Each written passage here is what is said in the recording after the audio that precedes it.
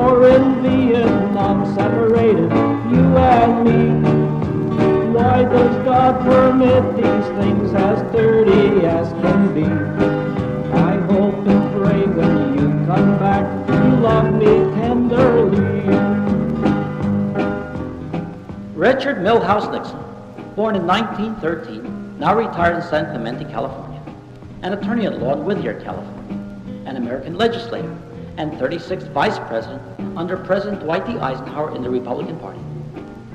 In August 1942, he entered in the U.S. Navy with various assignments, including duty in the South Pacific, was discharged in 1946 with the rank of Lieutenant Commander and knew what war meant. During April and May 1958, Vice President Nixon made an 18-day tour of several Latin American countries.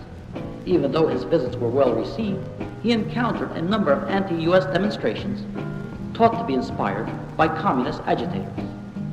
In 1960, he ran for president on a Republican ticket and was narrowly defeated by John F. Kennedy, a Democrat. In 1968, Richard M. Nixon ran again for president on the Republican ticket and was elected the 37th president of the United States.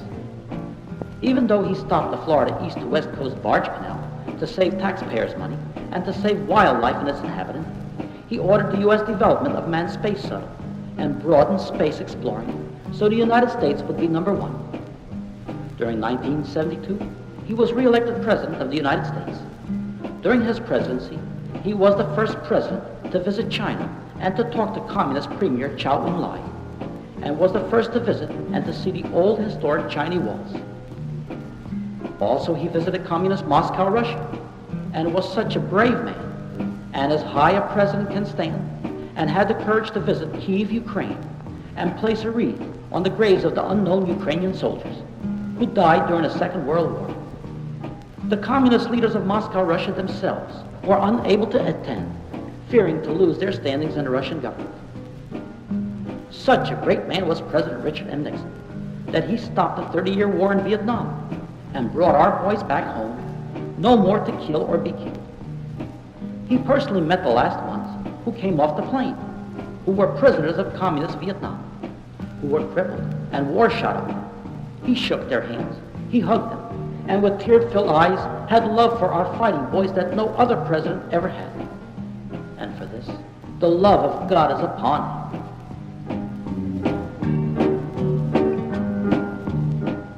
And you wonder why, in 1973, he personally took blame for Watergate, which because of him, the crookedness of government had now come to a halt. He stepped down from presidency to save the United States government from spending taxpayers' money and embarrassment, and retired to his San Clemente home in California. As a private citizen, he recently once again visited China, where they rolled a red carpet out for him, and was received with great respect by the government, as well as the people, and returned home with great pride.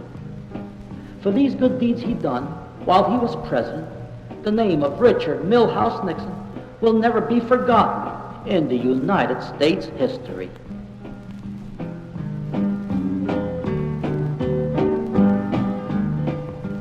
Then I wrote a letter back, I love you tenderly. The tears I've shed, the joy I had as the letter came to me. Regardless what has happened, dear,